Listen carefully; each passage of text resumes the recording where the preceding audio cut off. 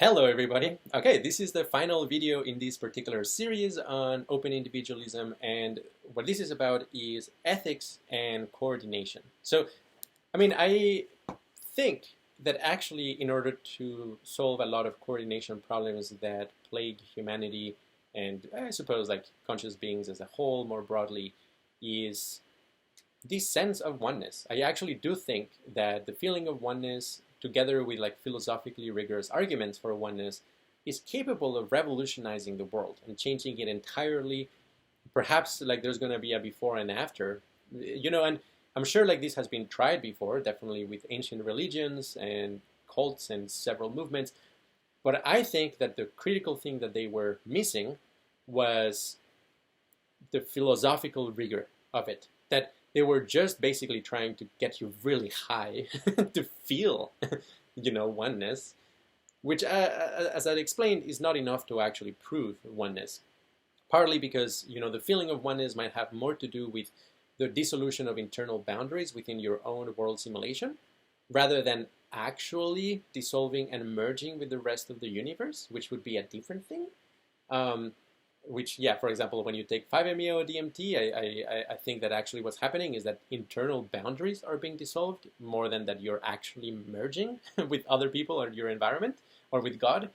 I think like it's really important to distinguish that. And I do think that a strong and powerful, cultural and philosophical movement that is deeply grounded in science and rigorous philosophy, in addition to, first-person experience, actually has a good chance of creating new institutions, new ways of collaborating, new ways of basically avoiding, selfish defection, in one way of putting it. From this point of view, I think like two of the things that are actually most worthwhile to study from an academic point of view is actually, the effects that 5-MeO DMT produce, I would say, and second, the effects that MDMA produce. And, if you don't want to go through, the drug route, which, I personally think from the point of view of research, it's just like obvious that, that should be investigated very thoroughly. But, things like metta meditation and jhanas in Buddhist meditation, metta is a loving kindness. If you do them for like more than 1,000 hours, you're actually pretty likely to start accessing some super deep states connected both with this feeling of universal love, which I think is an important component, and this feeling of oneness, which I think is the other component. Perhaps like we can throw in mindfulness as kind of the third leg, because you need to also basically be a pretty balanced individual and not only obsessed about these issues if you actually want to interface with the world in an effective way.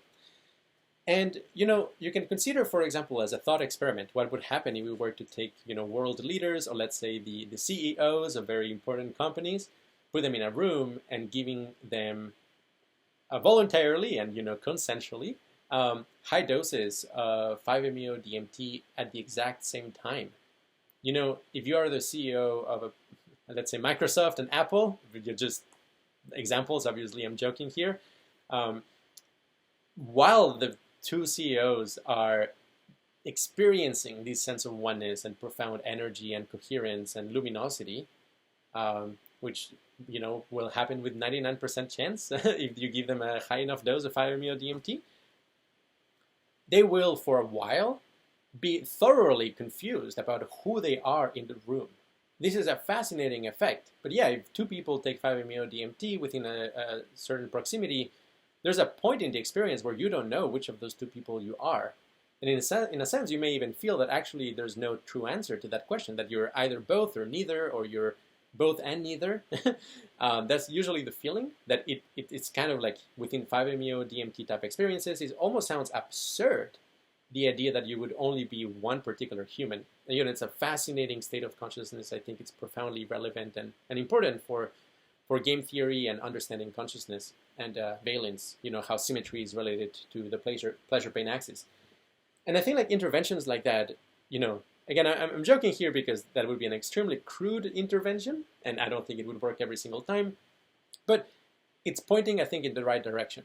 That if we find ways of inducing this sense of oneness and what we call self-locating uncertainty in a very reliable way between people who have in a sense, temptation and like reasons why to defect against each other and against humanity as a whole, I think if you put them in the right circumstances, basically they will internalize the feeling that, no, actually what I have to do is whatever benefits everybody. And, that might solve, to some extent, prisoner's dilemma, to kind of like deeply annihilate this feeling of oneness together with universal love.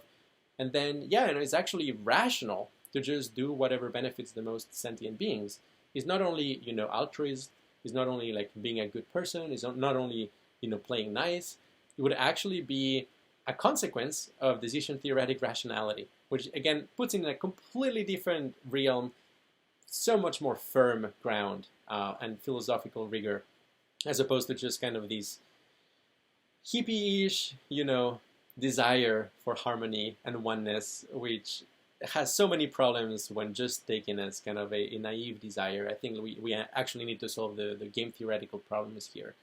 But yeah, I mean, not to sound naive, I honestly think that both the philosophical arguments for open individualism as well as the feeling of open individualism will be important players in how the world develops and unfolds in a way that benefits everybody, both in the present and in the future.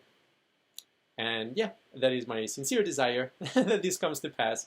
And it would be amazing if, you help us in this task and help us figure out, game theoretically sensible ways of going about this.